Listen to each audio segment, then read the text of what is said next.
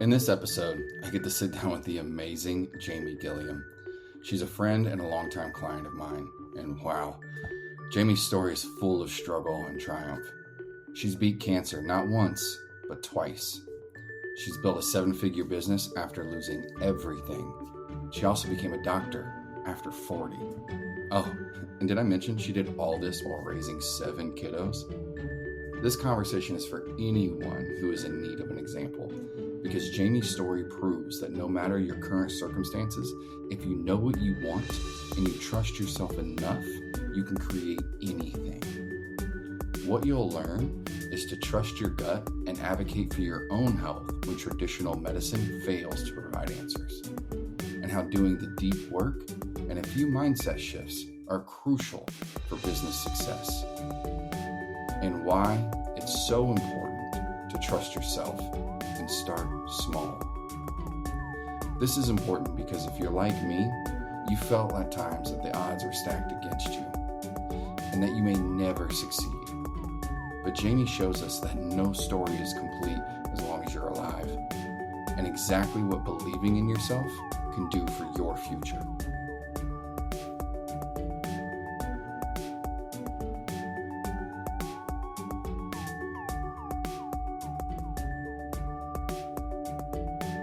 I love it. Well, Jamie, thank you for coming and joining us today.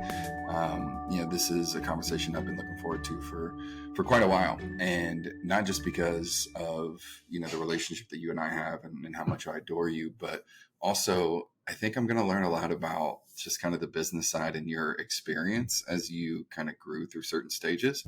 Obviously, I've known you for going on well over 3 years at least, right? Mm-hmm. I think 2020-ish. 2020. Mm-hmm. So yeah, 3 going into 4 years. And I've been, very fortunate to learn not only a lot about you, but a lot about, your business progress from the time that we met up till now. But I think there's going to be a lot of things that I have genuine questions about that I don't think we've ever discussed. Right. So with that, I would love just to toss the baton back to you for a moment. And if you were to share kind of what you do, who you do it for, and just kind of a little bit of that brief summary that you would like a complete group of strangers to hear, like what would you tell us? So I'm a doctor of integrative medicine. And what we do at my clinic is we look at the body as a whole, and we evaluate comprehensive labs. We evaluate medical history, symptoms, lifestyle, any medications somebody is taking, any supplements, and then determine what is going on. Why is a person struggling with these symptoms they are experiencing? And then determine what the best treatment modalities are for them to be able to feel their best and also look their best. And I provide telehealth services. So we work with people all over the United States. We do work with people outside of the United States, but in those cases, we are not able to offer labs or medications, but we partner with providers in certain countries who do offer those services in conjunction with the holistic care that we offer. I love it. And then just out of curiosity, what led you to pursue this particular field? So my husband and I owned a gym, and I was in the fitness industry for a few decades, and I got sick out of nowhere. It was probably brewing for quite a while. And I was diagnosed with thyroid cancer, and then diagnosed with cervical cancer, then autoimmune disease. And I also was in perimenopause at that time. And I was not getting proper care from my conventional medicine doctors. They were not providing the proper lab work. They were not listening to me. And ultimately, it took a year and a half just to get my thyroid cancer diagnosis. They kept telling me I had anxiety and that I was having panic attacks. And all of my lab work was normal because thyroid cancer doesn't show up in lab work. And I finally demanded that somebody look in my neck because I knew there was something in my neck. And they sent me for an ultrasound. I was diagnosed with thyroid cancer. I had a thyroidectomy. And that's really when all of my problems began. I started Hmm. struggling with my weight, even though I was training, even though I was managing my nutrition. The doctor kept telling me to eat less, move more, and that I didn't have a weight problem. But I had gained Hmm. almost 20 pounds and I felt like crap. I couldn't remember things. And then I was diagnosed with cervical cancer.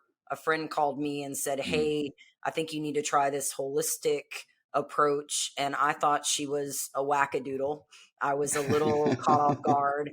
And I thought, you know what? I don't want to have another surgery. I don't want to have a hysterectomy and radiation. So I Hmm. said, I'm going to give this 6 months and I'm going to do this protocol. And it worked. And I got an NED status and I didn't have to have a hysterectomy or radiation. So I went back to school and I wanted to learn more about holistic care. So I started studying holistic care.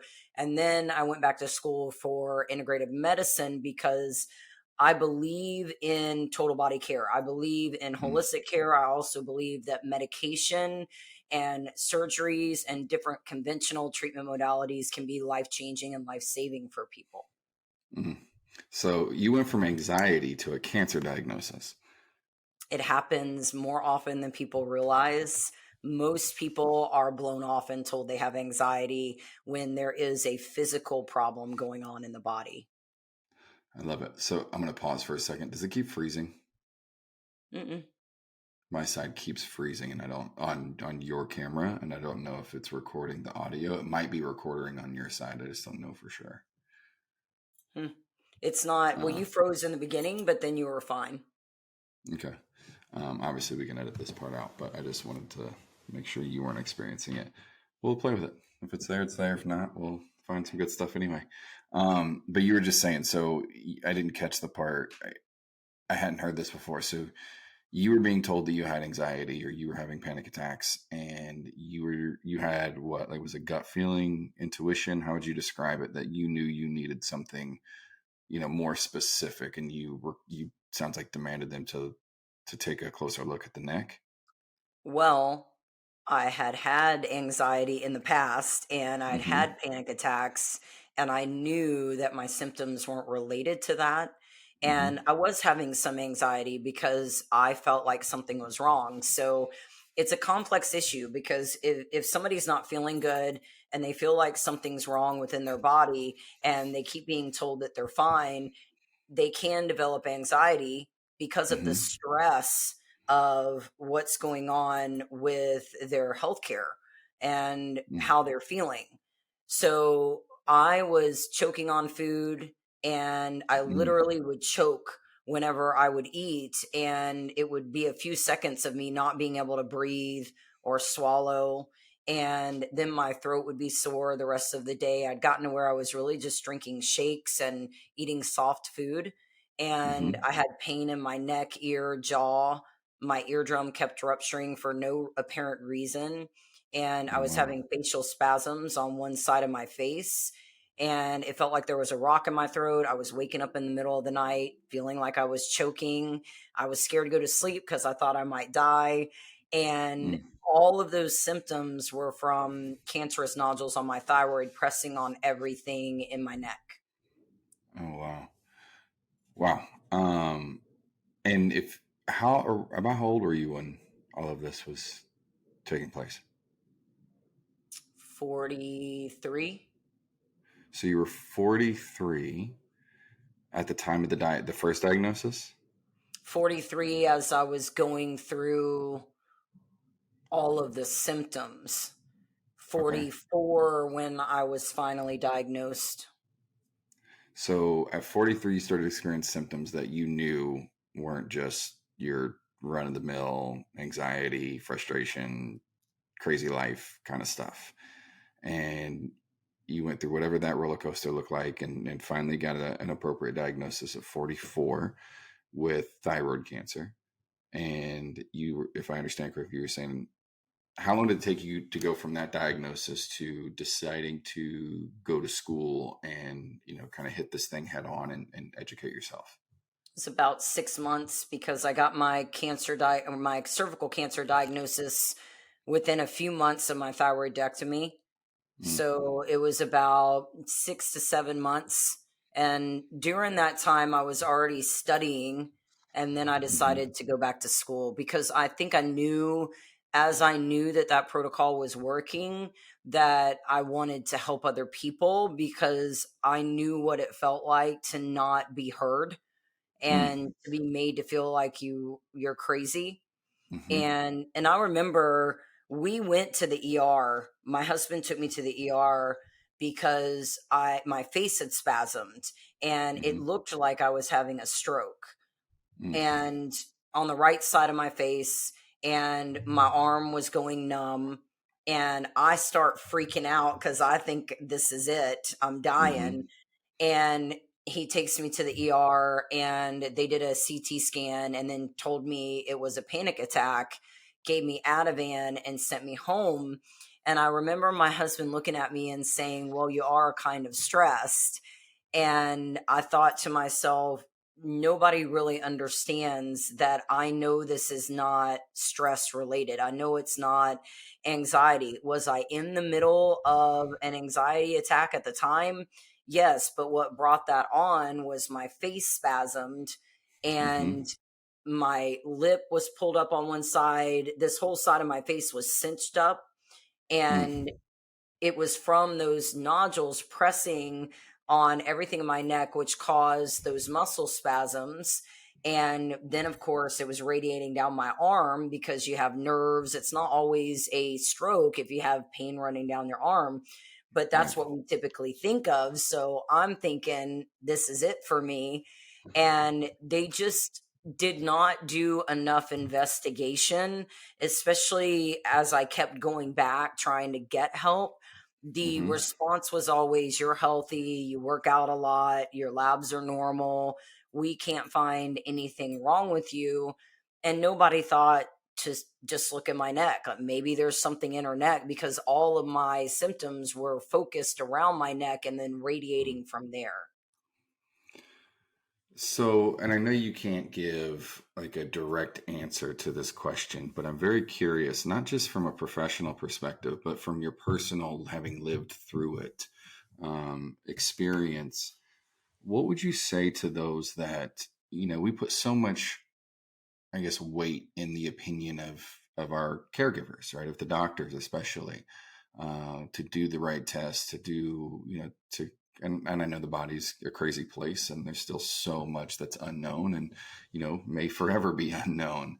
But I hear countless stories of, uh, individuals that just kept saying like, "There's something else." Like I gut feeling, and doctor after doctor after doctor, sometimes one, sometimes many different opinions, try to convince them that it's something minor, or like you were saying, it's just anxiety, or it's just this or that, only to find out later that no, they had something very serious going on. They had a gut feeling that it wasn't right, but they weren't they weren't getting the, I don't know, the, call it the attention, or people just weren't taking them as seriously as they needed them to.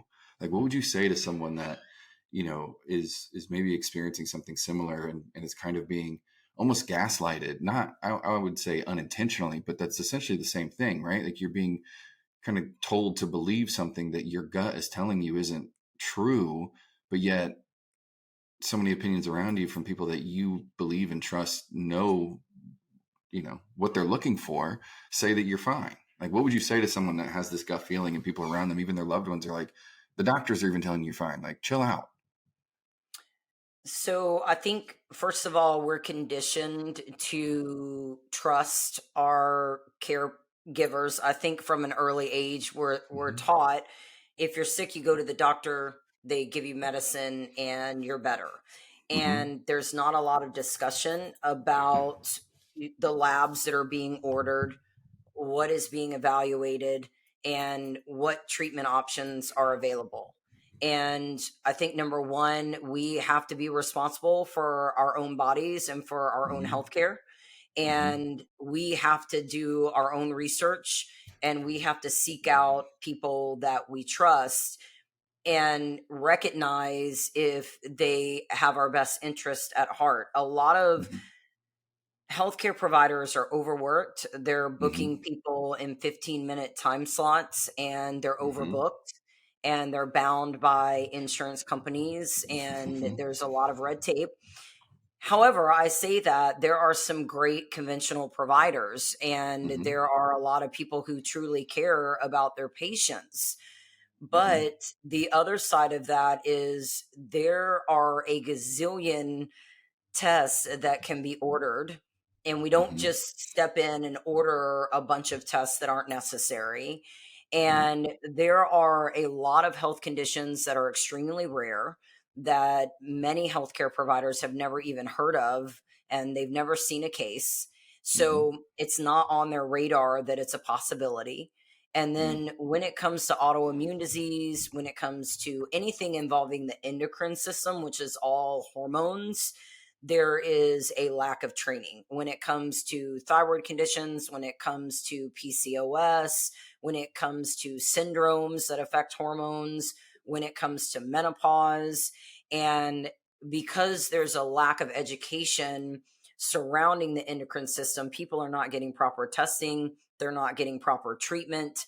And autoimmune diseases, there are hundreds of autoimmune diseases, and it can take somebody 5 to 10 years and 7 different providers to get a Mm-hmm. diagnosis.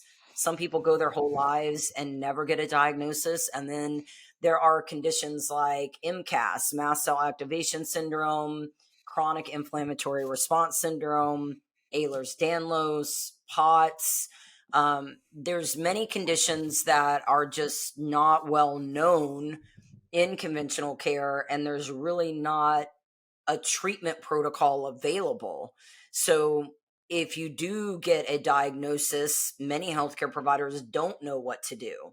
And even if you were to come to me, I Mm-hmm. specialize in certain things, Mm-hmm. and there are many conditions where I have to say, you know what, I'm not the best provider for you. Mm-hmm. I'm going to refer you to a colleague of mine who can better assist you with this specific condition or these symptoms. I love that. Yeah, I love that there's integrity in it versus just finding, how do I want to say this? I've heard this from many different people where they've gone to whatever their traditional doctor was, and maybe they've heard of a holistic approach, or through their research had a question that maybe wasn't status quo, and they found that the conventional doctor, seemed to be more offended or annoyed that they're bringing up some of these alternative options versus just listening to them. And to I don't care what it is. I don't care if it's mental health, physical health, relational health. If you're talking to someone that is you know very matter of fact that their way is the only way, that's, in my opinion, a big red flag. Right? Like, because no one has all the information, and even if someone's in the ballpark and they trust that they're in the ballpark, um, I think it's a rare occasion that we should be so matter of fact with someone that we're trying to convince them that our way is the only way and another opinion isn't even appropriate. Um, I found that a lot with my mother's journey with cancer. Right, their doctors were. It's just baffling to me, and I'm not on the physical health side by any. That's not my expertise, but it was wild to me how many doctors, while my mother was going through her cancer treatments, didn't even acknowledge, bring up, or give weight to nutrition. Hmm. Like, what Same the with my fuck? mom.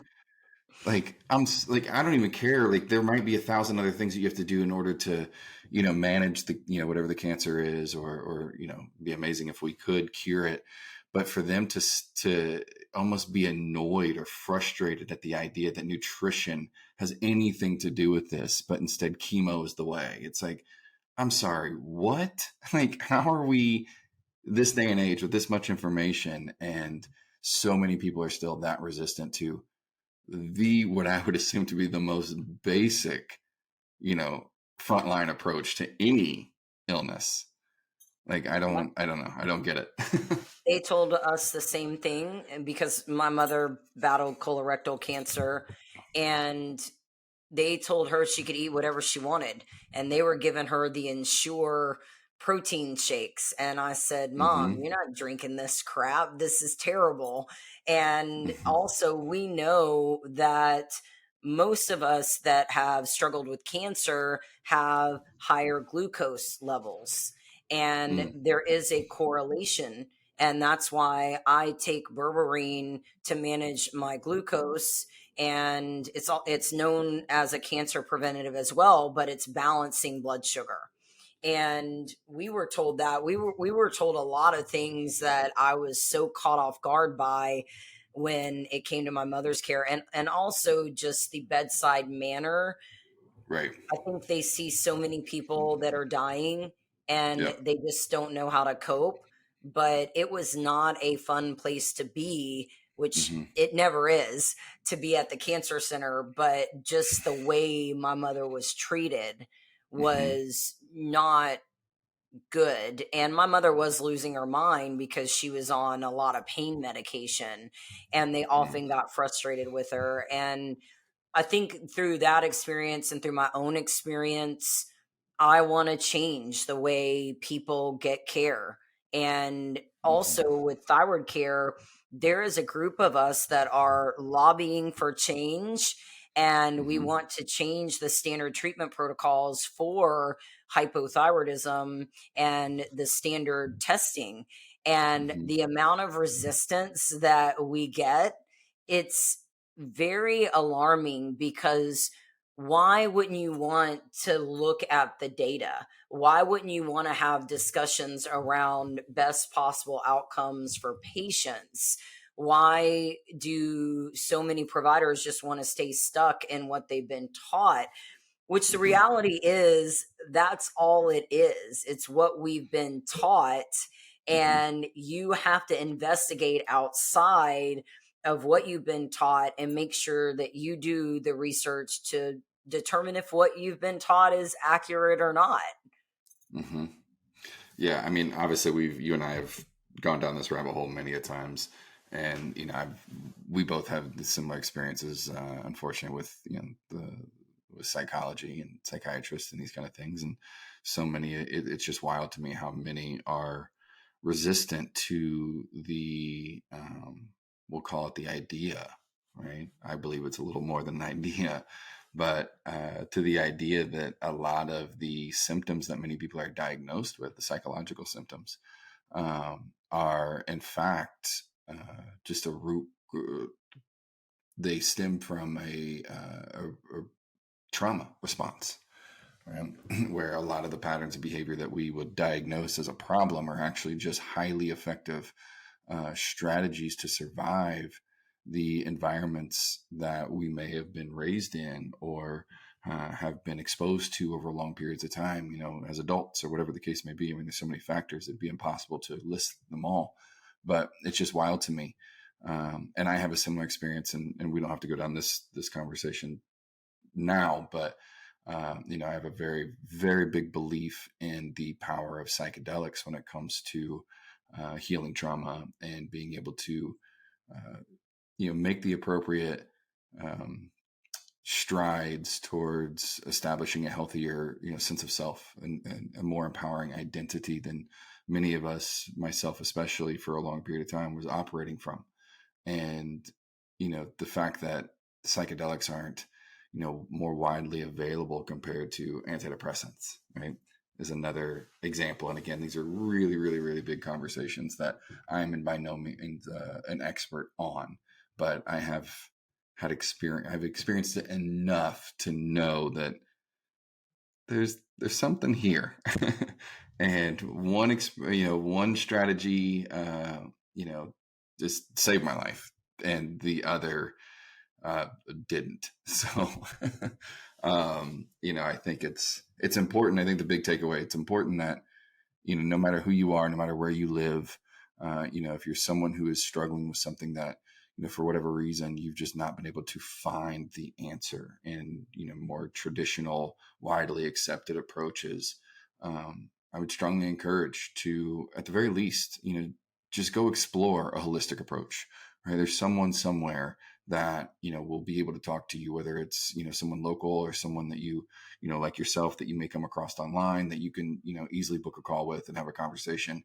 But to get another, not just an opinion, but a completely different perspective on how something can be managed, or even diagnosed more appropriately, I think is really, if the big takeaway, right? Like, if you don't know anything else, just go get a couple different opinions, because I don't believe one is necessarily the end all be all versus the other, but I definitely believe that they could and should work very well together.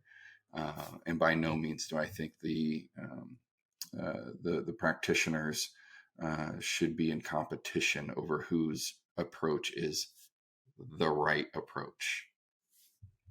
Right. Well, I think that you have to incorporate trauma healing and mindset into any healing journey that you're on. And I think a lot of people are not aware of Mm-hmm. patterns that they've created throughout Mm-hmm. their lives to be able to cope. Like, I didn't know I had trauma. I really didn't. I told my brother this weekend, and I haven't Uh-huh. seen my brother in a long time. And we were just talking, and I told him that I'd done a lot of mindset work and a lot of trauma Mm-hmm. healing, and that I didn't even recognize that I had trauma. And my brother is very defensive whenever we talk about our childhood. And he said, "Who told you had trauma? You don't have any trauma from your childhood. Who told you that?" And I said, "I figured it out myself." And he said, "Well, I don't have any trauma. Our childhood was fine."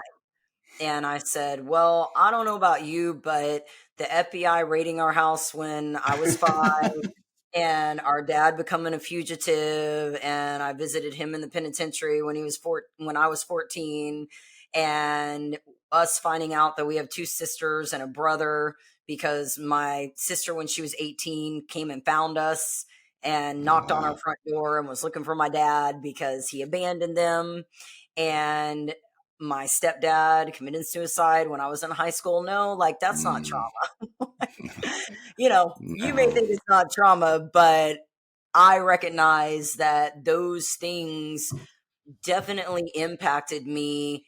And a Mm-hmm. lot of it is around abandonment and not Mm-hmm. feeling loved and feeling like I was the problem that Mm. created all of the problems within our family. And my mom threw stuff all the time, and Mm-hmm. she yelled a lot, and my parents fought. And I don't blame my parents at all. Like, my parents did the best that they could, and I appreciate them. But I know that they had a lot of unhealed trauma that impacted the way that they parented and impacted their relationships with each other. And Mm-hmm. I in no way blame them. I've Mm-hmm. just been able to recognize things that, in doing so, have helped me to heal and Mm-hmm. have allowed me to be successful and have allowed Mm-hmm. my relationships to be better. It's allowed my parenting to be better, my relationships with my older children to be better, and I've been able to set boundaries. So it's been life changing to recognize these things that shaped me and Mm-hmm. created behaviors, right? And it's not about how big the trauma is. I always say it doesn't have a scorecard. It's not like, Mm-hmm. "Hey, well, you went through this, so it's a Mm-hmm. 1. You went Yeah. through this, so it's a 10." Yep. Um, we have these traumas, micro traumas, and Mm-hmm. just different things said to us, about us, over us, and experiences that we have that shape the way that we live and behave, the way that we respond to things, the way we feel about comments, and different Mm-hmm. things that happen. And by recognizing those things, we can heal, and then we're free to be who we are, right? Mm-hmm. 100%. I mean, there's so much here to unpack, and I also want to acknowledge too that anyone listening to this, it might be easy for them to have heard just the little bullet points that you just shared about your experience and immediately think to themselves like, "Oh, of course, like she's been through all that. Like I've not experienced any of those things, so I don't have any trauma. And I think you're absolutely right. If there's one way that I would love to kind of define trauma in the way in which we're describing it, right? The emotional trauma, the root cause. Trauma is really any experience that fractures the sense of safety and security. Are you a coach who has been struggling to do everything yourself? I mean, all of the content, the emails, the marketing, not to mention every time you open your phone, there's a new social media strategy that someone is pitching that just makes you feel like you'll never be able to keep up. When all you really care about is helping people in a meaningful way while building the kind of coaching business your family can depend on. I'm Matthew Paetz, the founder of Momentum, a growth agency that specializes in helping coaches just like you break through your first 100K. If you're a coach who is tired of trying to figure it all out themselves and you just want to build a business that works, then I'm going to encourage you to click the link in our show notes to take your 100K coaching assessment to find out if you're ready to unlock your six-figure potential today. Right? It can be a look that a parent gives you when you're a child. It can be, a comment a teacher makes. It can be any number of things. And, if we receive the same message enough times, one of the most, dare I say, traumatic moments in any of our lives is the moment that we begin to believe that that message is true, whatever that message may be. If it's that you're not enough, you're not smart enough, pretty enough, strong enough, whatever enough, right? To be lovable, to be successful, to be worthy, to be credible, like any of these not enough stories, can and often are the most damaging narratives in anyone's life. And I know we're gonna, kind of venture into the business conversation here shortly, but really it's those narratives, as that's where I do a lot of my work, is helping people identify the shame stories in their life, and not only just unpack so that we could point fingers and say, see, that's why, even though that might be true, right? Like what we're experiencing, what we're going through is extremely justifiable. But there comes a point, I think, in all of our lives where no matter how justified our behaviors may be, we start getting sick of our own shit because almost like the intuition that you were describing around your illness, prior to being diagnosed with thyroid cancer. We often have a deep knowing, right? And it's hard to articulate. It's hard to really put words around what it is. But if you're someone who knows what I'm talking about, it doesn't need words, right? Because you just get it. And there's a deep knowing that, what we're going through or what we've been through isn't it. And it doesn't have to be the whole story. And whatever the challenge or, the patterns of struggle or depression or failure or abuse or whatever it is that we all experience, whatever the pattern may be, there is a way. There's absolutely a way. And it's probably, facing something you don't want to face, right? And I say probably very loosely. It's absolutely something you don't probably want to face, at least at first. But when we get to the point that whatever the narrative, whatever the story of our life up to that point is, where we just can't do it anymore, I think that's oftentimes one of the most powerful intersections someone can find themselves. I think a lot of people, they struggle with something that I would identify as a functional suffering, right? Where everything is just okay enough. The struggle, the abuse, the depression, the anxiety, the illnesses, whatever it might be, all the above, heaven forbid. But it's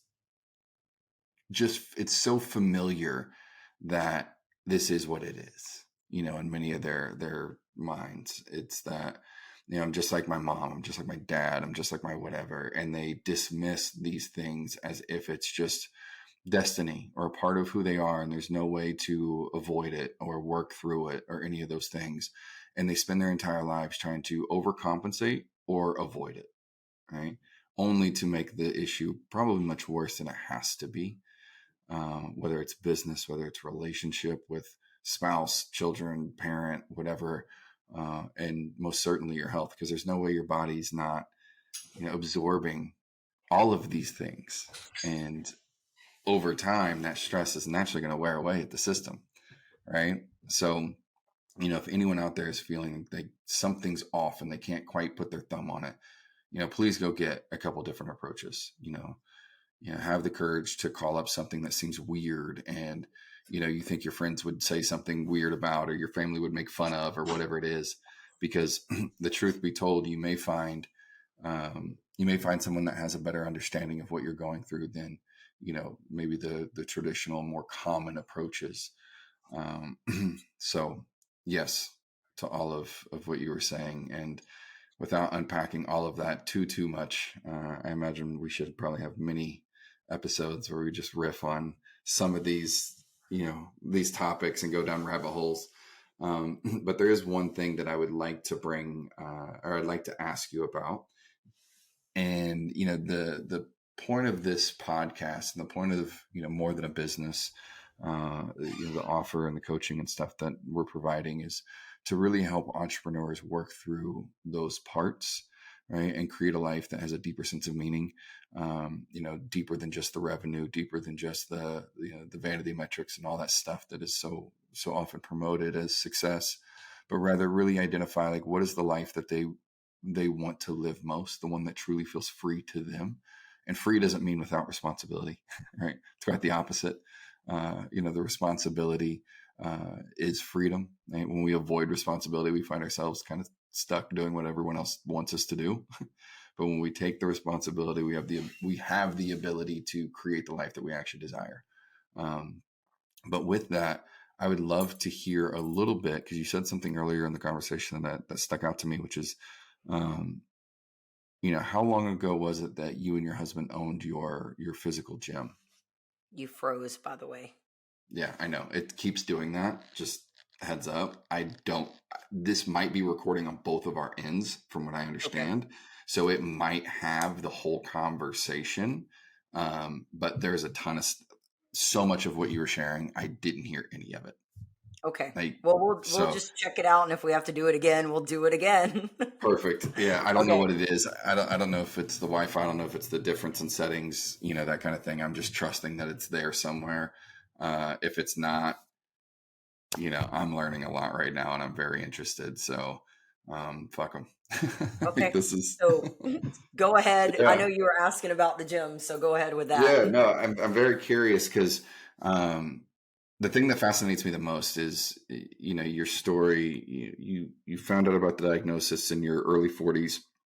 Right? You went back to school to get your license and certifications at that point, or a few years after, it sounds like, the original diagnosis. And during that time, you also owned a gym. Is that correct? Mm-hmm. So my husband and I owned a gym for 6 to 7 years, and we closed during COVID. And I had started doing some healthcare prior to that. At that time, I had done my board certification. I did a certification program, did a board certification in holistic healthcare while I was doing a dual doctorate and PhD program in integrative medicine. So I started out as a holistic practitioner. And at that time, I had learned a lot about labs. I'd learned a lot about holistic care. And then as time went on, I learned more. And we closed our gym. Honestly, we struggled the whole time we owned the gym. I honestly do not recommend opening a gym or any brick and mortar business unless you have investors, unless you have at least $1 million in capital. I mean, you have to have capital. You have to have a way to sustain your business. It can take 5 years to grow a business that is sustainable. And we just did not know that. We had capital. And specifically a gym business you're referring to. Right. Yeah. You have to build membership. You need equipment. There's a lot involved. You need employees. Mm-hmm. and there's a lot on the business side with the state. There's just a lot of cost, and we were pretty naive. I wanted to open a gym, and I had planned on it for years, and we opened a gym. And at the Mm-hmm. time, we had plenty of capital. My husband was working full time for a fitness company, and we thought we would live on his salary, and Mm-hmm. he would help me build the gym during the week. He traveled on the weekends, and we were going to be fine. Mm-hmm. And our overhead was pretty low in comparison to if we had opened up in a big city. So we went into it thinking we're going to drink protein shakes and teach a couple classes, and this is going to be Mm-hmm. groovy. And my Mm-hmm. husband was laid off about 6 months Mm. after we opened. I Okay. was pregnant, and we weren't expecting either of those things. And all of a sudden, we were broke. We were Mm. flat broke. My credit was ruined. I had to short sell my house. Our cars were Oh. repossessed. Here I am pregnant. It was not a rodeo. It was not good at all. And we fought, and we were able to build something, and we got to a point where we were doing okay. Mm-hmm. But then COVID happened. Mm. And at the same time, I had been through the cancer ordeal. I was still going through some of it. And I thought, I don't want to do this anymore. Mm. And we were offering online services. My husband took equipment to people's homes so they could do video classes with me. And I Mm. thought, I just don't want to do this anymore. I feel in my heart that we're done. We gave it our best shot. And then they reopened in Texas. They allowed us to reopen gyms and certain businesses at Mm. about 25% capacity. Mm-hmm. So people were coming back, and I Mm-hmm. thought, well, we'll give this another go. Then we had another shutdown, and that's Mm-hmm. when everybody started calling and canceling. And I said, well, we're closing. And people's responses were, why are you closing? We want to come back. And I said, well, everybody's canceling their memberships.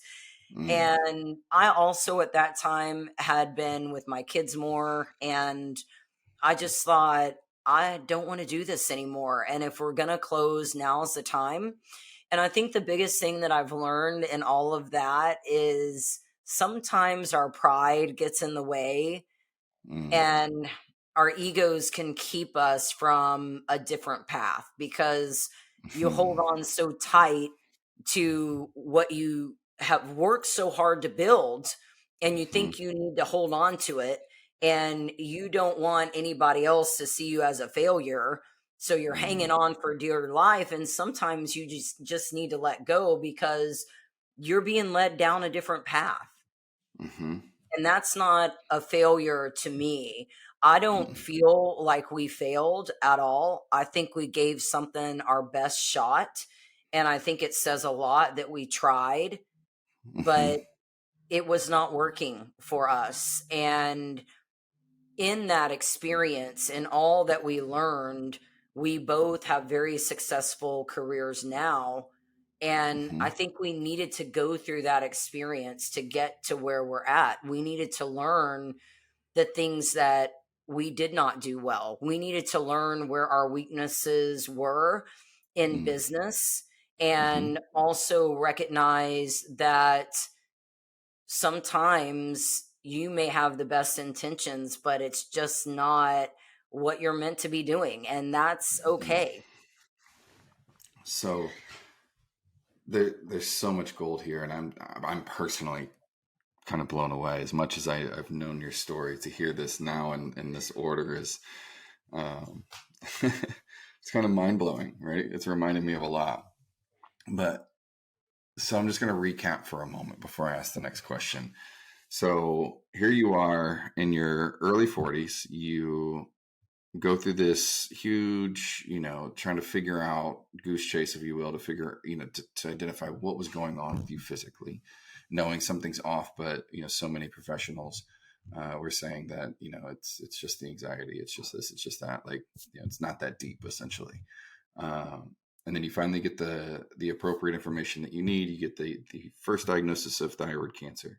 You start going through those treatments while you are later going to school now to get your doctorate, right?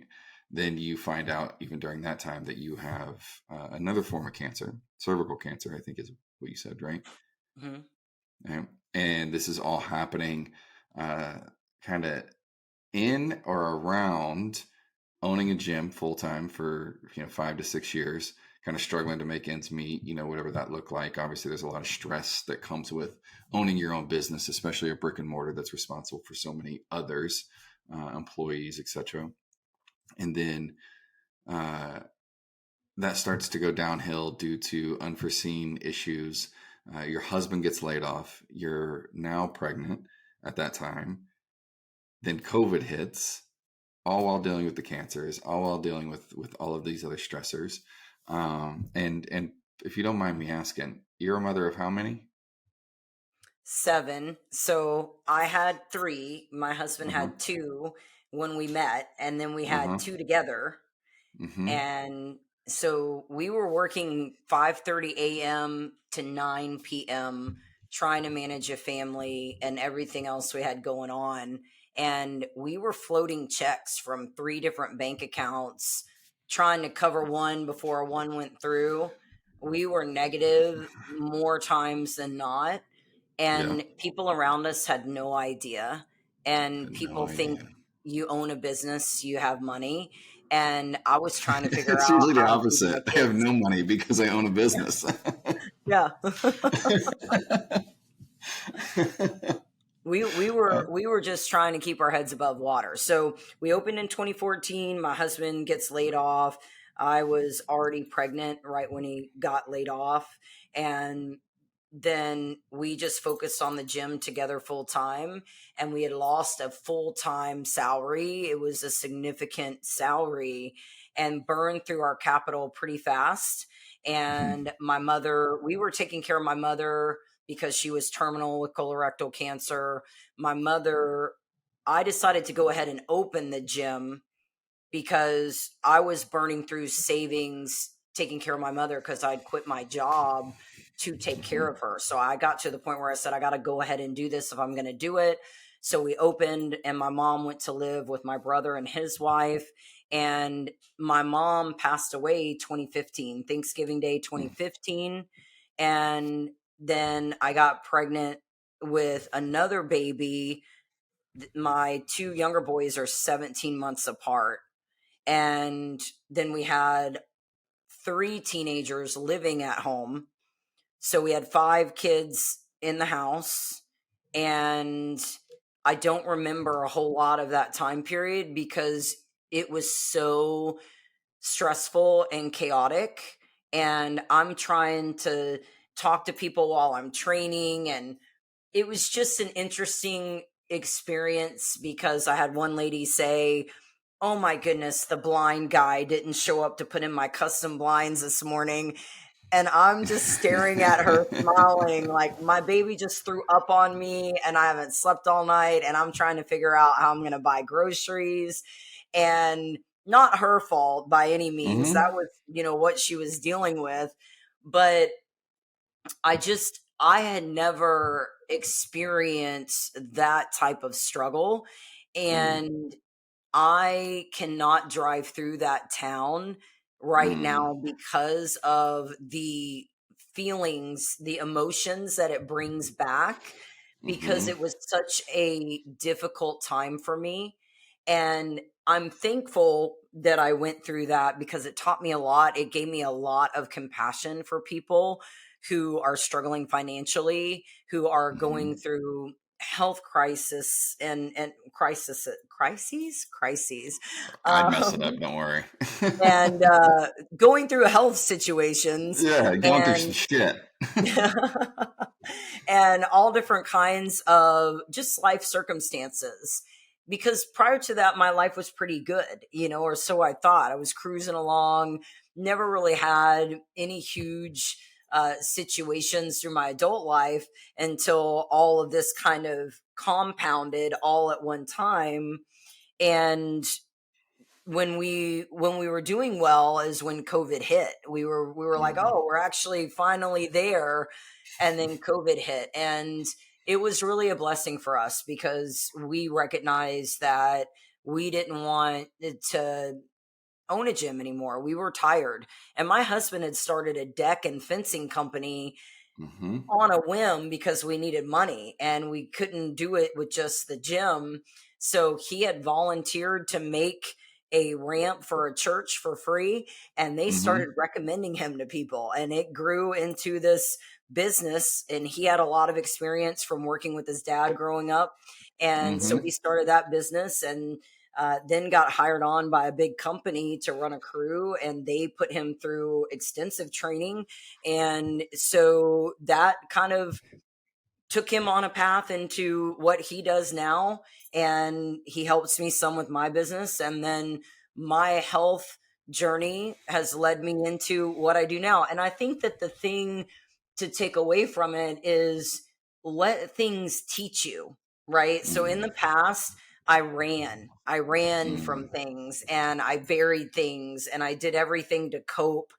But if you let things teach you, then you can learn from your experiences and you can let it teach you about yourself and teach you about where you should be guiding your energy at the point you're at in your life. Because I don't have the same interest or the same Mhm. passions as when I was in high school.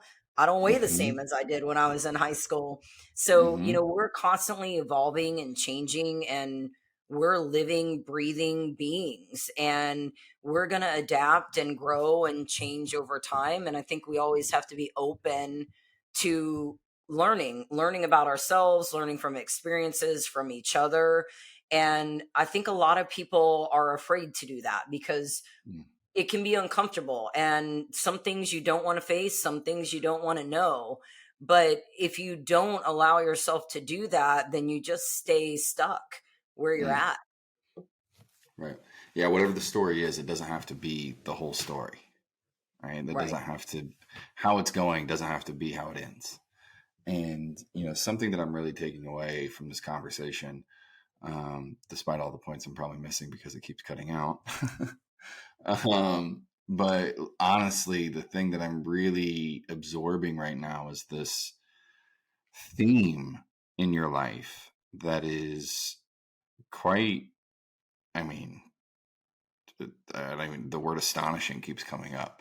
Not a word I use too often. So, but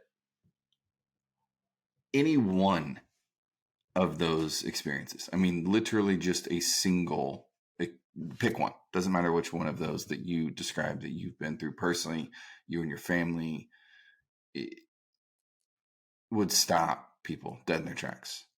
Right? They would just it would be too much, whether it be too overwhelming, or they would feel helpless, or they have no agency over how the outcome. They would just kind of take it. And you have not only endured more than most, but you are now sitting here in remission with a beautiful family. I mean, the fact that y'all didn't get divorced during this time is impressive, right? And yet here you are. Not to say that you didn't have your challenges, obviously, some probably more significant than others, but in a beautiful relationship with your husband, you have a great relationship with your children. You are now doing work that I know fulfills you and gives all of what you shared uh, more meaning, right? Not just a validation, but the fact that you've been there is what makes you so capable to support people in the way that you do, and understand them in a way that most physicians just never could. Fuck it, people never could, let alone some of the physicians that they're probably seeing or have seen. Um, and on that note, I would just be super curious. We don't have to get into the numbers, but to my knowledge, you guys are no longer, worried about keeping the lights on and floating checks from one bank to the other, unless it's an investment account.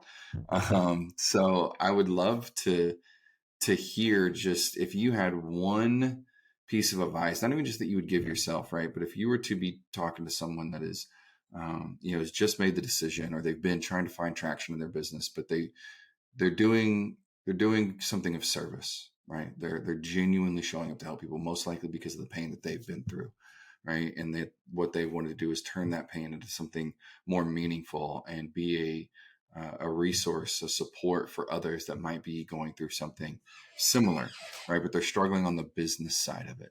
And I love to really focus on helping people from that 0 to 100K in a year time frame. And on that note, before we get into the lesson, I'd be super curious to know one thing.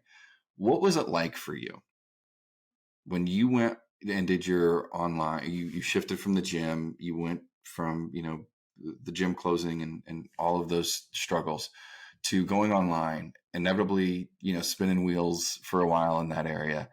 And then finally something clicks and you're able to reach that milestone of your first 100K in a year.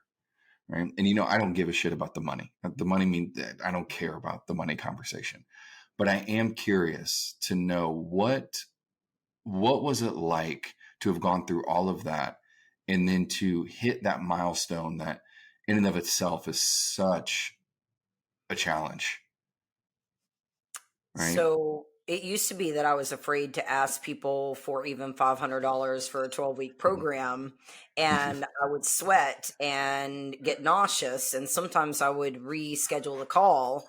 Oh, yeah. And I had to do a lot of work around money mindset. I Mm-hmm. just was taught certain things as a child, Mm-hmm. and we are conditioned to believe certain things about work and money.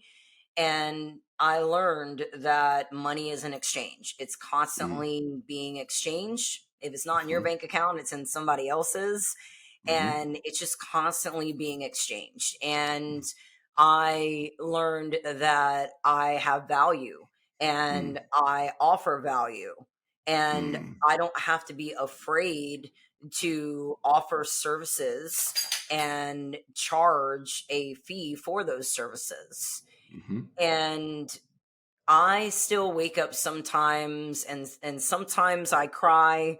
I get very emotional sometimes because I cannot believe at Mm-hmm. how different our lives are now Mm-hmm. because of the success that I've had. Mm-hmm. And it was not easy. It did Mm-hmm. not come overnight. Mm-hmm. And I did a lot of work. I did a lot of Mm-hmm. work, and I continued to do mindset work with you. Mm-hmm. And I can continue to do mindset work on my own, a lot Mm-hmm. of journaling, a lot of self reflection.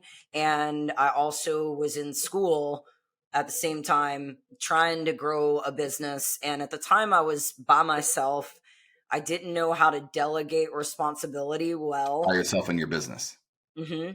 Yeah. Yes. So in my business, trying to, do all of the scheduling, all of the calls, all of the admin, all the emails, I'm everything. starting to get anxiety. And at first it was okay because I was Mm-hmm. still rather small. Right. And then I hit a rapid growth spurt and I was juggling so many clients at one time. Mm-hmm. And that was overwhelming. I went back to working sun up to sundown, which is something I Mm-hmm. did not want to do. Mm-hmm. And that's a coping mechanism, which is something else we can talk about. And now I have a team of 5 people, Mm-hmm. and one person is full time, the rest are part time.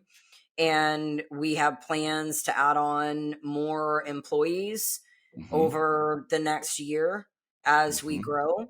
And I have a manager in place to manage people because I don't want to manage people.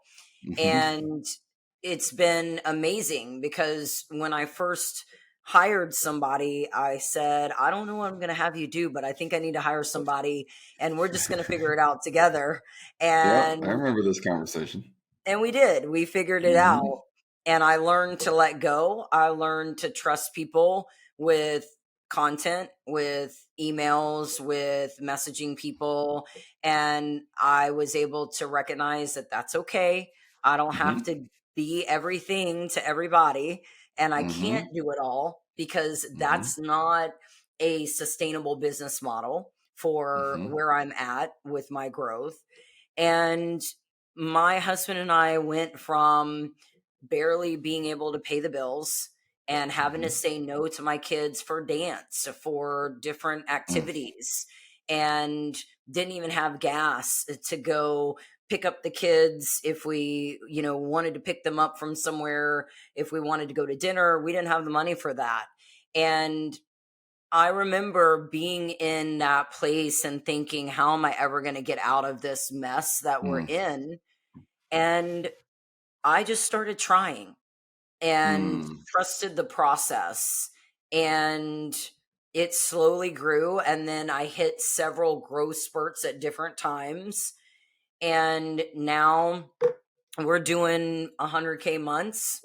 And it's, we have taxes and all that, Oh yeah. which that's a whole new thing to tackle Yep. when you're in business, and especially when you're generating a lot of revenue.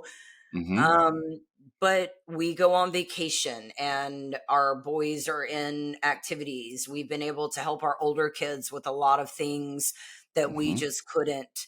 And it has been so incredibly amazing. And I felt like such a failure at one point. I felt like Mm-hmm. I can't take care of my kids. I can't give them what they want. And really, when I decided to go online and start this process, we still own the gym. And I had been doing this for a few years while we owned the gym. I think 1.5 to 2 years.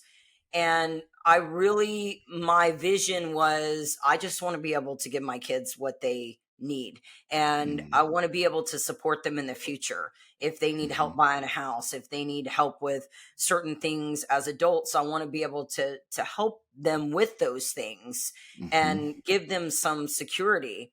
And it turned into our whole lives are different, but not just because we are financially stable. And I've Mm-hmm. learned a lot about investing now, which I never knew anything about investing. And yeah, I just thought you kept your money in the bank and that's Mm-hmm. where it stayed. But you can actually grow your money if you put it in the Mm-hmm. right places. Mm-hmm. Um, but we've grown as people. I think my children are better people because of what they've experienced. Mm-hmm. And my husband and I, we have an amazing relationship. And we've commented that, most people wouldn't make it through all of the struggle that we've been through. Mm-hmm. It's a lot when you're financially struggling and you want to buy a t-shirt for $12 and your husband's mad because you don't have $12 to buy the t-shirt, or you want a coffee, right? Mm-hmm. And there's a lot of stress involved. And we have just grown together and we're a team. And he said the other day, Mm-hmm. I don't think most people have ever felt like this. I don't think most people have a relationship like this. And it's only because we stuck together and we've done a lot in communicating and a Mm-hmm. lot in discussing how we feel. And, Mm-hmm. we had a really hard time because I became very successful and Mm-hmm. we had to close the gym. So there's a Mm-hmm. little bit of failure in the emotional roller coaster that you go through when Of you have to course. close a business. I think he Yeah. felt like we failed. And then I was having all this success. And then I'm talking to different people online. And I think he had a hard time with understanding that and accepting that because he's supposed to be the provider. And Mm-hmm. we work through all that. It's like, look, we're a team and we're doing this together. And it doesn't matter who's doing what, we're just Yep. doing this together. And that's been huge for us. Well, and that's something that I would love to have another conversation about specifically because, it's when you listen to a lot of conversations, on entrepreneurship and business and stuff, it's, to be expected, you're going to talk about money, right? To be expected, you're going to talk about strategy and all of these kind of things and the struggles that inevitably come with, growth. And fails and all these things. But what what I truly believe, and I've had this conversation with Allison recently, that does not get enough airtime, and I don't say that lightly, is what it's like for a couple and a family while starting or running a business or keeping one afloat or whatever, stage one may be in. I don't think there's enough conversation on couples who have navigated those seas and are able to speak to it with some experience, with some wisdom. Because I find that so often, when people, especially in the very beginning, right? Because as you know, I work with a lot of people on the front end of their conversation as far as starting a business or scaling it. And the assumption is the business is going to save. You're fine. I The love my assumption is that, pets, but like, I got my door shut too, so don't worry. And I'm just hoping that we have this entire conversation recorded, to be honest with you. That's all. I'll cry when we stop recording. But the thing that I think doesn't get enough airtime because there's not enough people maybe that understand it, are because what I was saying was, when people first start their business, I think there's a belief and a hope that the business, once it starts to gain some traction, it will solve many of the problems that the family or the couple may be experiencing, right? And that can be true to some regard, right? That it will solve some problems, but there are so many layers and levels to growing a business that does not get spoken about, whether it's because people are afraid to, whether it's because it gets too messy and people don't want to share that side of their story. All of that is fair, but that's the part that so many struggle with. Like when I first start working with people, I ask them like, what relationship dynamics are most important to them? Do they have a spouse? Do they have a partner of some sort? Do they have children? Do they have, who in their life are they the closest to that will be the most impacted by any change, positive or negative, they make? And once they identify what those relationships typically are, and it's usually one or two, right? Maybe three, but rarely is it, more than 4 or 5. It's really not. It's 1, 2, or 3 people that you really care about the most. And the question I'll follow up with is, what are you afraid will happen when this changes, right? Or what are you afraid, what are you afraid your business will disrupt? Right. And at first it can be confusing for people, whether it's a little jarring or, they've never really considered it before because the assumption is the business is going to solve so many other problems. But there is a reality. And like you said, it can be unique and it can be unexpected that, there's struggle in when the business is not doing well, right? There's a lot of stresses. There's also a lot of stresses that come with the business doing really well that, you just, most people, unless they've been there or know someone who has, cannot foresee or predict. And I think that conversation is so important because, all the metrics of, the business is successful because of the market and the offer and the marketing strategy and all this stuff. Yeah, fucking nice. But, what's in the wake of that? What's behind those closed doors? Right. And, my interest is how can couples, whether they're running a business together, they're each running their own business separately, or one of them is starting to run the business and the other, isn't an entrepreneur, right? And they don't necessarily understand all that comes with it. How do those couples remain teammates and each other's, rock when there's going to be so many moments where one or both are just not themselves? yeah. Well, and from my experience, I think a lot comes down to communication and Mm-hmm. explaining the structure of the business and who's involved. Mm-hmm. Because my husband was just like, who is that you're talking to? And why are you on this group call? And there's, 10 different people on this call. He Mm-hmm. felt very left out. And Mm-hmm. that's because I did not tell him a whole lot about what I was doing, right? And Mm-hmm. I had signed up for a business coaching program, which is where I met you. Mm-hmm. And then I became a coach for that program.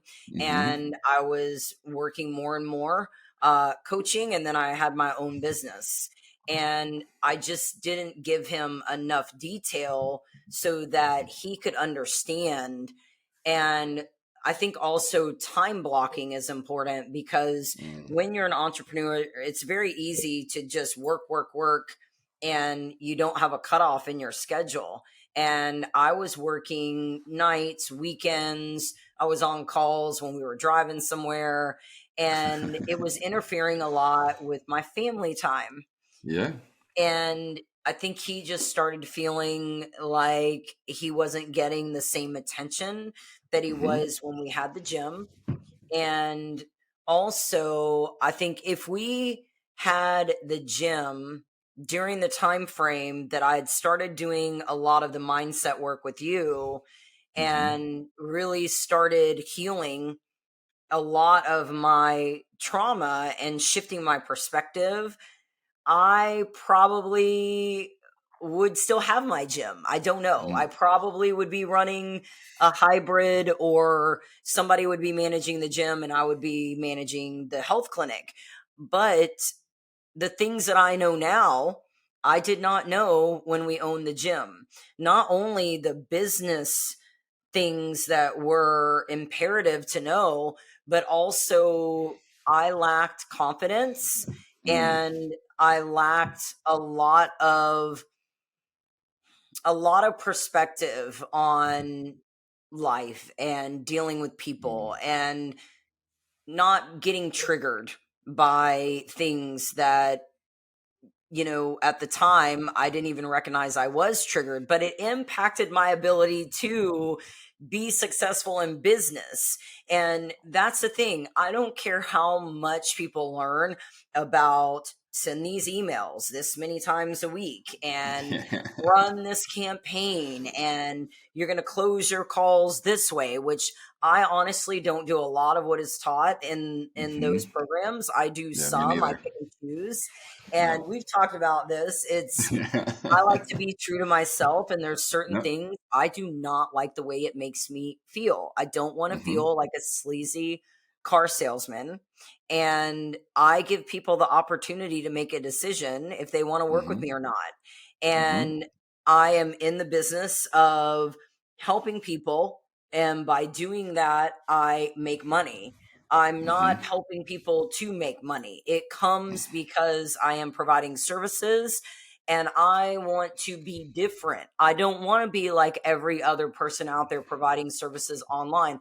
I want somebody, when they speak with me, to say, I notice a difference in you. I notice that you actually listen to me and that you Mm. truly care about me.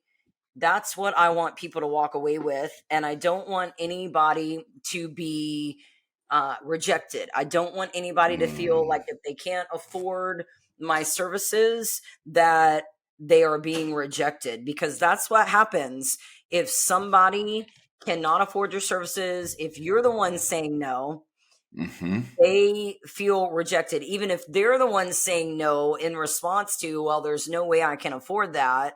Right. My goal is for everybody to feel like they get value, that they're heard, and that they get some kind of service from me, which may be my subscription to my app. It Hmm. may be, just labs and a foundational treatment plan, or it may be my 12-week intensive program. Hmm. But I'm here to help human beings. I'm not here to make as much money as possible and leave people out in the process. I see a lot of coaches say, well, you want to work with this type of person. They have money, they're Hmm. wealthy, they're in a healthy mindset, they're the best clients. I want to help everybody. Mm. And that, I think, is what I've taken away most from doing work with you. Mm. And something that I think 5 years ago, I would not have been able to have the confidence to say, hey, I'm not going to follow your sales pitch. I'm not going to follow this or that, because I just want to be true to myself. And that works great for a lot of people, but Hmm. I'm going to listen to my intuition. I'm going to take the bits and pieces that I find valuable and then implement that with what feels good to me. Hmm. And my whole point when I first got on this tangent, you can learn all the business strategies, but Mm-hmm. if you're not doing the deep work, if you're not helping yourself, if you're not getting to the root of where your struggles are and learning to be the best version of yourself that you can be so that you can truly live your purpose and Mm. you can provide the best services possible and you can get out of your own head, you can just be 100% free in helping people. You will struggle with your business because I Mm-hmm. struggled in the beginning and I struggled with my gym until I did that deeper work. And once I started doing that deeper work, I started having success. I started hitting milestones. And then all that strategy combined with that absolutely can make a difference. And now there's things that I implement because of where I'm at in my business with my growth. But I will always do the mindset piece. I will never stop trying to be the best version of myself. I'll never stop trying to open my mind more.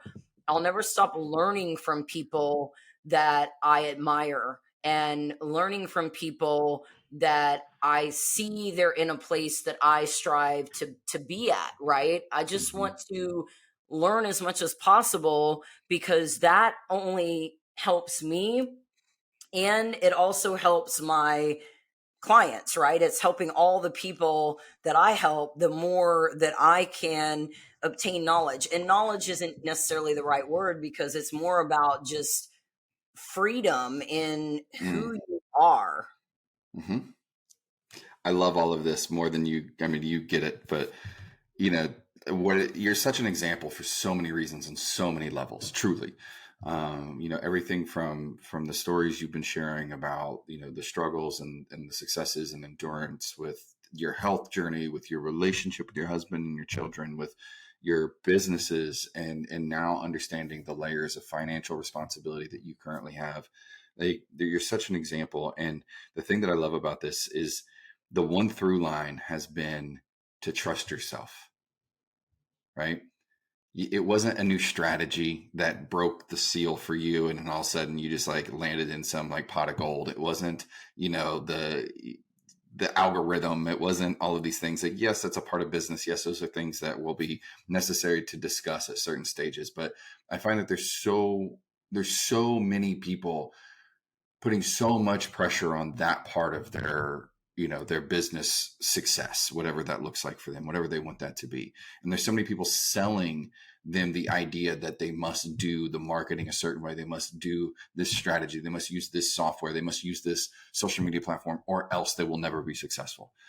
And in fact, the breakthrough was that you started to gain a real deep sense of clarity around who you were, right? What you bring to the table because of what you've experienced firsthand. And then you just went out and found some information and found some support that allowed you to hone that in and organize your experiences and organize your goals and your business strategies in such a way that it actually feels like a business that not only has a meaning and a purpose, but one that creates freedom, right? Because I find, and I know you know these people as well, there's so many people that believe that if their business just becomes X, right? If they just make this much money, right? If their business becomes impressive enough, then that will feel like freedom. But in reality, it's the opposite, right? It's about identifying like who are you truly, right? Not who you're trying to appear as if, but who are you truly? And then from there, identifying, well, what does success mean to you? What does freedom mean to you? And I do mean your definition, whoever's listening, right? Your actual definition. It takes work to be able to answer that with some confidence and some understanding. But to be able to identify what freedom means to you and your family, and then build the business that supports that definition, right? Instead of building a business that appears impressive in hopes that feels like freedom, right? Because it won't, unfortunately. And like you said, I find too many people out there are looking for a new strategy when really all they're missing is clarity, right? That's it. And I mean clarity in self, right? Who are you? What do you bring to the table? What have you been through? What are you avoiding, right? And what is the support and the tools you need to be able to face those things with feeling just safe enough to start taking those steps, right?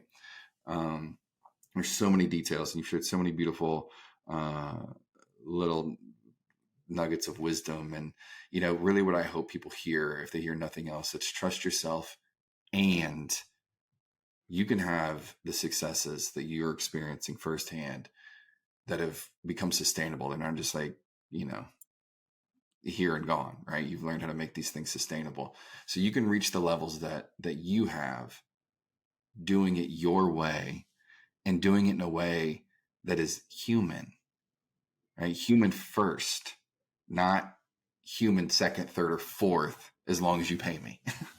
Right? And and genuine, genuine, right? It's genuine because, again, safety is felt, it's not sold. And when it comes to transformation of any kind, human beings will never start to heal or transform in a meaningful way until they feel safe enough to start, leaning into the parts of them that they're afraid aren't enough, or they're afraid that if anyone ever learns or sees, they won't love them, they won't respect them, they won't like them, they won't trust them, whatever the conversation may be. All the above, if you have stories like ours. Right? But I love it. I mean, there's so much here, and I really hope we have all of this recorded.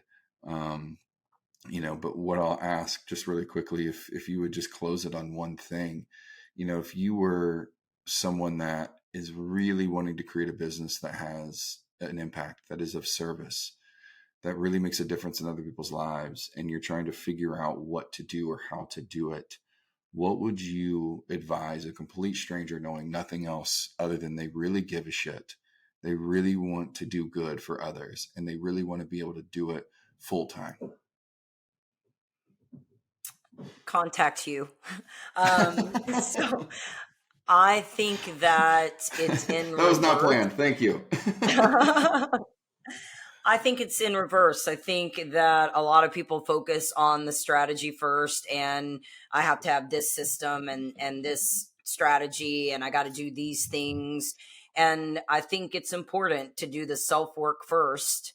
And you can do that in conjunction with determining how to structure a business, but you have to do the work. You have to be open to receiving. That was a huge problem for me. I was not open to receiving in relationships and money. I was very guarded, and I did not even know that about myself. It took some time to recognize that. And you have to be confident, because if you are going to be online and you're going to speak your truth and you're going to put that out there are going to be naysayers, there are going to be haters, you're going to get called all kinds of names. And you know what? When you're speaking your truth, when you're in your purpose, that is completely normal. And I several years ago, it would have shut me down. Some of the comments that are made about me online. I'm called stupid, ugly, fat. I'm called all different kinds of names, and it does not trigger me anymore. I remember texting Matthew a couple of years ago because somebody made a comment online, and I was just so distraught. And now I think every comment is a compliment, unless it has been specified that it is meant to be ugly or derogatory. And in those cases, I just feel sorry for the person making the comment, because I know their life is miserable and they're just trying to bring me down. And so my hope for those people is that they go out and live the life they want to live and focus more energy on themselves versus trying to bring other people down. So you have to learn how to be confident if you're going to be online and you're going to be putting yourself out there in front of strangers, because that's a part of it. And that's why the mindset piece is so important. But the one thing that I would tell you is start getting your thoughts and your ideas on paper or on a recorder. I do this a lot. I'll drive in my car and just speak, and some of it Mm. doesn't even make sense. It doesn't even form sentences, but Mm-hmm. I get it out so that my creativity and my thoughts are on paper or on recording, and then I'm able to process those things later. And you need to have a clear understanding of what it is that you want to do in servicing people. How do you Mm. want to service people? What type of people are you interested in helping? I Mm-hmm. help people struggling with hypothyroidism, with hyperthyroidism, with autoimmune diseases, in menopause, any endocrine problem, and also with weight loss. And that's really the majority of people that I'm working with. Mm-hmm. And you have to get clear on who it is you're helping, because your message is going to be speaking to those people. Mm-hmm. And when it comes to systems and processes, you don't have to have a whole lot to start. You can just start posting videos or content that's written content, and have a link for people to click and book a call with you. And Mm. you talk with them, and you're able to work with them one on one. When I first Mm-hmm. started, I had a spreadsheet, and people would get a spreadsheet and they'd get information, and I would check in with them weekly. Super simple. Now I have an app, and I have a patient No. portal, and I have all kinds of systems and automations, but I didn't start there. And I think Mm-hmm. sometimes people go too big, and it's kind of like, if you haven't made a dollar, Mm-hmm. you don't need to focus on making $100,000. Just Mm-hmm. start with the dollar, and then Yeah. build from there. And it's the same with your business structure and strategy. Just start Mm-hmm. with the basics, and as you grow, you're able to expand and build in better processes, systems, and hire people. But you Mm-hmm. don't hire people in the beginning if you don't have anything for them to do, or you don't have the money. And even with a podcast, I just started a podcast several months Mm-hmm. ago. I would not have been able to handle that even a year ago. It was not the right Mm-hmm. time. And Mm-hmm. so you've got to understand when things have a time and place. And the first step is really just to understand who you are and start getting your message out, understand what you want your message to be and who you're speaking to, and then start working with a few people. And you can even Mm-hmm. offer beta programs where you're Mm-hmm. offering, a free program. In return, they give you their feedback, Mm-hmm. and you're able to get some testimonials through that process, and then Yep. just start working with people and And build from trust there. yourself. Yeah. Right? You start to trust yourself. That's amazing. And you're absolutely right. Too often people try to mirror, the ones they look up to instead of getting clear on where they are and what the next step for them, you know, given their circumstance, given their level of, you know, ability and resources and all the things, right? Everyone is unique enough that it requires us to get clear on us before we can go out and become that, whatever that is for anybody. Well, and Um, some of those business coaching programs, their strategy that they use on me, because they contact me all the time. I'm like, bro, I would not dare hire you, because I would not use that strategy on anybody. mhm. So, Right. And it's that's where it comes back to go ahead. trusting yourself. I was going to say trusting yourself. On the other side too, as a client, as a potential customer, as a whatever, trust your gut, right? They may have all the words, they may have all the things, it may look fancy, it might be look whatever, but trust who you feel called to work with. And I say it all the time when I get on the call with people. It's like, my discovery calls, sales calls, whatever, like they're not sales calls. They're legit. Let's see if this makes sense. And I'll tell them straight up, you can say no. Like, I'm not going to be everyone's everything. And it took me a long time to be okay with that, but I give them full permission to say no, and it's not going to hurt my feelings. I may ask what it is that, isn't, resonating with them, just so that I have some clarity and some awareness. So if it's something that, I can either clarify, or if it's something that I could take note of that might help me better serve or speak more clearly, or, make someone feel a little more comfortable, I want to know. But if it's just, hey, I don't want this and I'm afraid to tell you because I don't want you to, one, try to hard close and not let me off the phone until I put $500 down or else, or I'm just scared and I want to say no, and I don't know that I'm ready, but I also don't want to disappoint you, or I don't want to make you feel bad or make you feel like I'm saying no to you because it's personal. Like, no, if it's a no, it's okay. And if it's a not yet, that's fucking great. And if it's a yes, buckle up because we're about to get messy. Yeah. Right. But that's the stuff. And if there's one thing I can promise is that, if we do ever work together, you'll never be alone, period. Right. Even if we're both lost, damn it, we're going to be walking around together. So, Well, and I have a lot of people circle back around months or even a year later who same. originally on a call, they just weren't ready. And there's many reasons for that. And I've seen a Yeah. lot of coaches get emotional about it Mm-hmm. and take it personal, and it's not Mm-hmm. personal. It just may not be the right fit at the right time, or they don't have the finances. And I think also on calls we have the ability to recognize when somebody's not the right fit for our program, Yep. and I recognize that often, and there's Yep. red flags, and Even if they can I pay in just, full and they want to do it right now, they'll pay you double. yeah. No. Yeah. And I know those people aren't going to get the results that they Yep. want.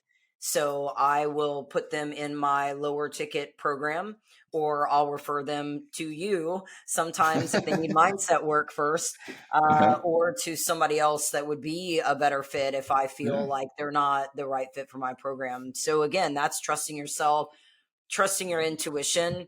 And I just think too, it's hanging on for the ride. This has been a bumpy road, and Mm. some days I wake up and I've got imposter syndrome flaring, Yeah. and there's just different phases that we go through in the entrepreneur journey, and you just have to hang on. And I think too, having a support group, Mm-hmm. even if you're not in a coaching program, or you're not working with somebody, everybody needs support. So Mm-hmm. finding a support group where you can discuss things with other entrepreneurs and you've got a team of people behind you, I think that's also very important. Mm-hmm. It's imperative, right? And that's a whole nother topic that we can get into. But it's imperative. And most people, when they're starting any transformation, be it a weight loss, be it a healing journey, be it a business, be it whatever, the majority of the people around them are not on the same page, right? Whether they don't believe, they think it's weird, they think it's stupid, it's too risky, whatever their thing is, they're typically surrounded by people that are just not on the same page, even people that care. And that can oftentimes be the most difficult part of the entire process, is just finding groups of people that can actually talk the way that talk about things you want to talk about, and can share the same struggles and understand what you're going through, and it not be met with, see, that's why you shouldn't have done this to begin with. Right. Yeah. I told you couldn't do it. Instead, you be around people that are like, let's fucking get it, like, I know this sucks, let's go again, like, I'm with you. So yes, yes, yes. So I will say, we'll just kind of wrap this up here because it's been so good, and there's so many things that I want to continue to speak on, and I am keeping all of my fingers crossed that this entire conversation has been recorded some way, somehow. If the tech gods are here, I'm sending that prayer because, damn it. But if not, even if so, I would love to have 52 more of these conversations because they're so important. And again, you represent an example for so many. Again, a mother, a wife, not just one child, but many at different stages, many different businesses, health concerns, stages of your life. You've experienced so many things, and again, just one of them would be a justifiable reason to have not gone any further. And yet here you are, being of complete service and taking care of those around you. And it all started because you care, right? You cared about yourself and getting better. You cared about your family and being better for them. And you care about every single client and potential client and human being I've ever known you to come in contact with. And sometimes just knowing that there's one person that cares is all we need to really start a journey to something better. And I love you for it. I appreciate you for it. I appreciate all that have your back, because I know this isn't done alone. And they allow you to do what you do, and me, and I know many others are forever grateful. So thank you, Jamie. I'm excited to revisit some of this and continue this conversation, and continue to celebrate the wins, not just yours, but those that are coming through your program, and the transformations they're experiencing. I'm excited to share some of that for people, so they can maybe hear a story that feels like their own, right? Yeah. So thank you. I appreciate you. And I can't wait to make sure all this still works, the tech stuff. Well, thanks for having me. And we could probably go for 4 hours straight. Oh, I know.